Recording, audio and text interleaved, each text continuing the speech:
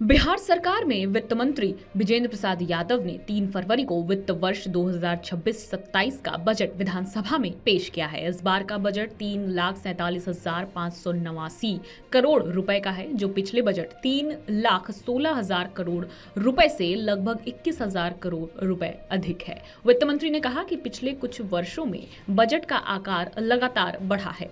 वित्त मंत्री ने अपने भाषण में आगे कहा कि ज्ञान, ईमान, विज्ञान, अरमान और सम्मान से बिहार तेजी से आगे बढ़ेगा। उन्होंने ये भी बताया कि वित्त वर्ष 2026-27 में बिहार की आर्थिक वृद्धि 14.9% की दर से बढ़ने का अनुमान है। विजेंद्र यादव ने 12 मिनट में बजट का भाषण पूरा किया। वित्त मंत्री विजेंद्र प्रसाद यादव ने बताया कि मुख्यमंत्री महिला रोजगार योजना के तहत अब तक 1,56,00,000 महिला सदस्यों को 10-10 हजार रुपए की आर्थिक सहायता प्रदान की जा चुकी है। इसके साथ ही उनके व्यवसाय को और बढ़ावा देने के लिए 2 लाख रुपए अतिरिक्त सहायता दी जाएगी। साथ ही हॉट बाजार के माध्यम से स्थानीय उत्पादों को और प्रोत्साहन मिलेगा। वित्त मंत्री ने कहा कि सरकार का लक्ष्य 94 लाख गरीब परिवारों को सशक्त बनाना है। उन्होंने ये भी बताया कि प्रदेश समावेशी विकास के मार्ग पर तेजी से आगे बढ़ रहा है। खास बात यह है कि केंद्रीय क्षेत्र स्कीम के अंतर्गत 34 लाख रुपए का प्रावधान किया गया है। सदन को संबोधित करते हुए वित्त मंत्री ने कहा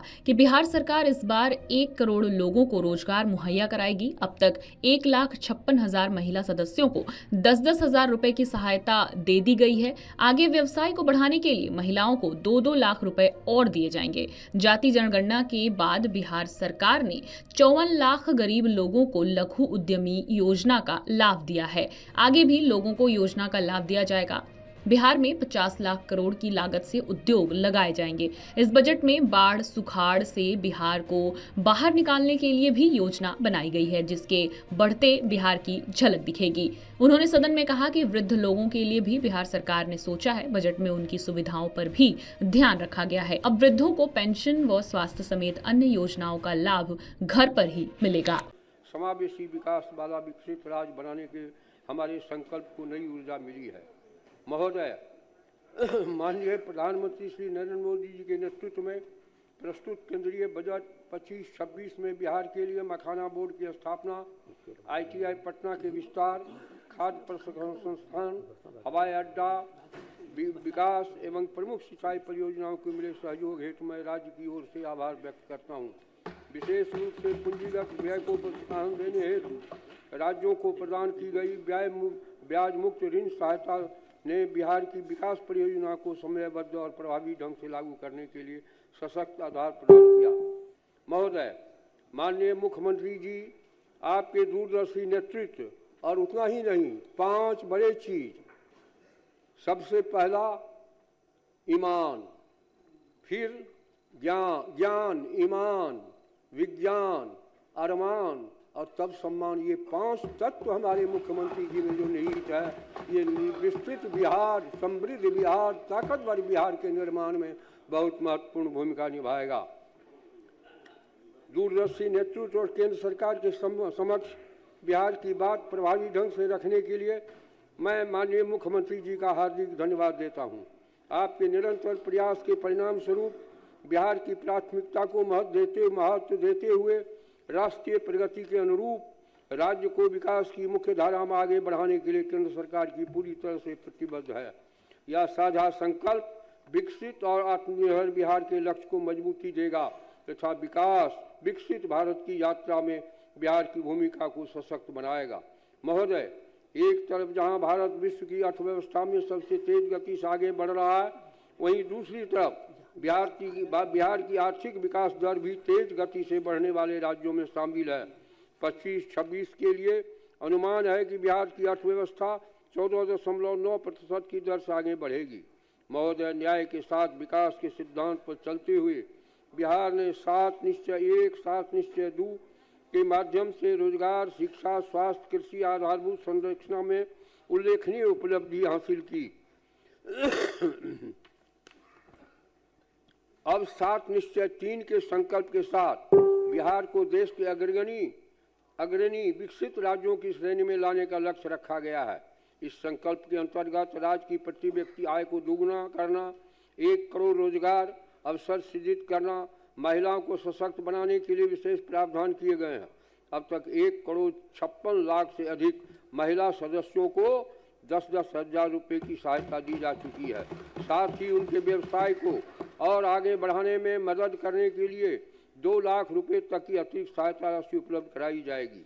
जाति आधारित जनगणना में चिन्हित 94 लाख गरीब परिवारों को लघु उद्यमी योजना के माध्यम से सशक्त बनाने का संकल्प है।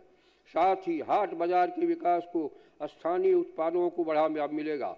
उद्योग में 50 लाख करोड़ रुपए की निजी निवेश आकर्षित करने, चौथे कृषि रोड मैप के किसानों की आय बढ़ाने, मखाना उत्पादन, डेयरी उद्योग और मत्स्य एवं पशुपालन को प्रोत्साहित करने, प्रत्येक प्रखंड में आदर्श विद्यालय और डिग्री कॉलेज स्थापित करने के लिए जिला अस्पतालों को सुपर स्पेशलिस्ट स्तर तक ले जाने, 5 नए एक्सप्रेस वे और सौर ऊर्जा विस्तार करने, शहरी गरीबों के लिए सस्ते आवास उपलब्ध कराने तथा पर्यटन और खेल को विश्व स्तरीय बनाने की दिशा में ठोस कदम उठाने के लिए सरकार संकल्पित है। सबका सम्मान जीवन आसान ईज ऑफ लिविंग के अंतर्गत बिहार सरकार के वृद्धजनों के लिए स्वास्थ्य सुविधा उनके घर पर उपलब्ध कराएगी। संपत्ति पंजीकरण की सुविधा भी घर पर ही प्रदान करेगी, जिससे सभी नागरिकों को जीवन सरल, सम्मानजनक और सुरक्षित होगा। महोदय, बिहार का बजट आकार पिछले कुछ वर्षों से उल्लेखनीय रूप से बढ़ा है, जो 2004-05 में 23,825 करोड़ रुपए से बढ़कर 26 है, जिनमें पर्याप्त कर बंटवारा, केंद्र प्रायोजित स्कीमों हेतु अधिक वित्तीय आवंटन, बड़े अवसंरचना और कनेक्टिविटी परियोजना के लिए विशेष सहायता के साथ साथ राज्य की बाढ़ और सुखाड़ जैसी संरचनात्मक चुनौतियों को समाधान हेतु नदियों को परस्पर जोड़ जैसी राष्ट्रीय महत्व की परियोजना में केंद्रीय सहयोग अपेक्षित है। ऐसा सहयोग बिहार की विकास यात्रा को नई गति देगा। जल प्रबंधन, कृषि उत्पादकता तथा आपदा जोखिम न्यूनीकरण में दीर्घकालिक लाभ सुनिश्चित करेगा तथा राज्य समावेशी विकास की ओर तेजी से आगे बढ़ सकेगा तथा विकसित भारत के संकल्प के साथ समृद्ध आत्मनिर्भर बिहार के लक्ष्य की ओर निर्णायक कदम रख सकेगा। महोदय, इस दृष्टि और संकल्प के साथ मैं अब वर्ष 26-27 के बजट का सारांश आपके समक्ष प्रस्तुत करता हूँ।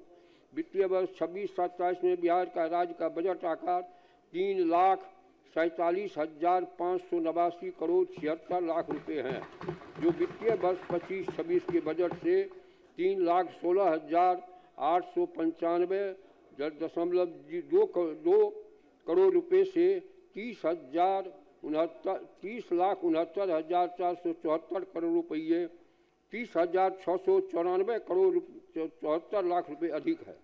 वित्तीय वर्ष 26-27 में वार्षिक स्कीम का बजट अनुमान 1,22,155 करोड़ 42 लाख रुपए है, जो वित्तीय वर्ष 25-26 के बजट अनुमान 1,16,750 करोड़ रुपये से 5,455 करोड़ 42 लाख रुपए अधिक है। वित्तीय वर्ष 26-27 में स्थापना और प्रतिवर्ष व्यय का बजट अनुमान 2,25,434 करोड़ 34 लाख रुपए है, जो वित्तीय वर्ष 25-26 के बजट अनुमान 2,01,35 करोड़ 42 लाख रुपए से 25,258 करोड़ रुपए अधिक है।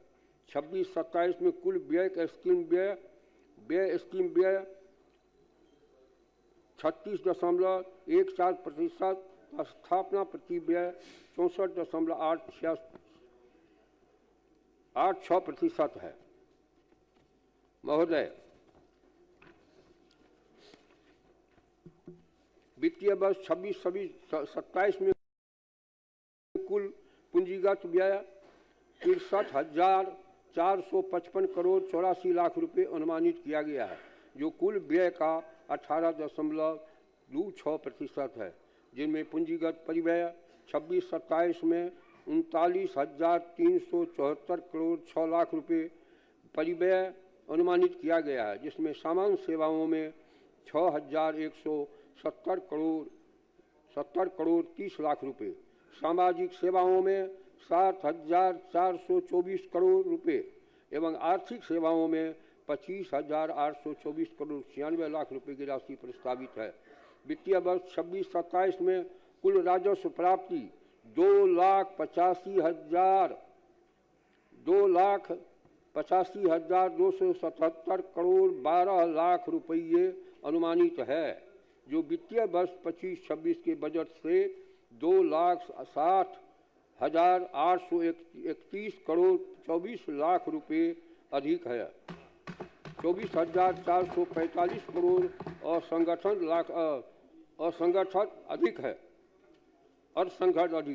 वित्तीय वर्ष 26-27 में राज्य के अपने स्रोत से कर राजस्व के रूप में 65,800 करोड़ रुपये प्राप्त होने का अनुमान है, जिसमें 50,000 करोड़ रुपये वाणिज्य कर, 10,000 करोड़ रुपये स्टाम्प एवं निबंधन शुल्क, 5,000 करोड़ रुपये परिवहन शुल्क, 800 करोड़ रुपये भू राजस्व से प्राप्त होगा। वित्तीय वर्ष 26-27 में राज्य के अपने स्रोतों से गैर कर राजस्व के रूप में 9,402 करोड़ 99 लाख रुपये प्राप्त होने का अनुमान है, जो कि वित्तीय वर्ष 25-26 के अनुमान से 8,220 करोड़ रुपये अधिक है की तुलना में 1,142 करोड़ रुपये अधिक है। इसमें खनन से 4,200 करोड़ रुपये, ब्याज प्राप्ति से 2,570 करोड़ 8 लाख रुपये, वर्ष 26-27 में राजस्व अधिशेष 1,147 करोड़ 29 लाख रुपये अनुमानित है।